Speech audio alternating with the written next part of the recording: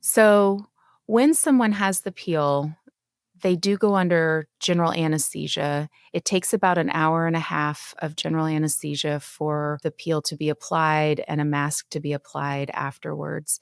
The peel is a deep peel. It is not a mid-deep peel. It is not a lunch peel. It is a deep peel. It goes well into the dermis, which is why we get such impressive results. The peel itself is too hot to put on the skin effectively with you awake, even with numbing medicine and what have you, which is why we do have patients go to sleep. And then when they wake up, they have a mask on their face, and that initial mask is made with tape that has some antibacterial protection within it. And then the following day, they return to the office, and that mask with the tape is removed, and it's replaced with more of a mask that looks more like what we consider or familiar with, more like a mud type mask or something like that, that then firms up on the skin, and it stays on for the rest of the first week. That mask is green. Nobody should be planning to see anybody unless they just have friends that are curious. But it is not something that you want to be sort of wandering around your neighborhood, sort of, you're not going to be looking your best at that moment. The process is typically not painful, but it is uncomfortable or awkward to have the mask on your face. And so that is something that patients deal with. And then as the skin is healing, they do sometimes deal with itchiness. They definitely feel tightness or a sense of dryness afterwards. And so we use products to moisturize and do things like that. Once the mask, that initial or that green mask has been on for a week, we start dissolving that off. And we shift over to, as I mentioned, the moisturizing products and things like that. The skin is very tender for a while, so you do end up with needing to protect your skin from the sun, and we are very gentle and careful with what products we put on our skin. After 2 weeks, you can do some makeup. There are certain makeup types that are well tolerated on more sensitive skin.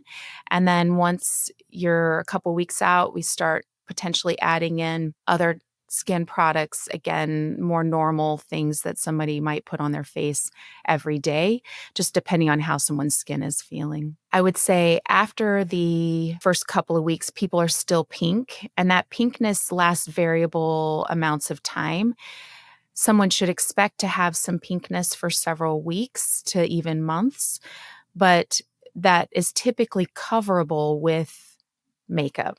The difference between the facelift and the Luxe Peel is in what our goals are. If someone has significant skin laxity and their neck bothers them, in that they have skin laxity on their neck, this peel cannot treat that adequately because I can't address the peel, in which case we start talking about facelifts and surgery as an option to remove significant amounts of extra skin.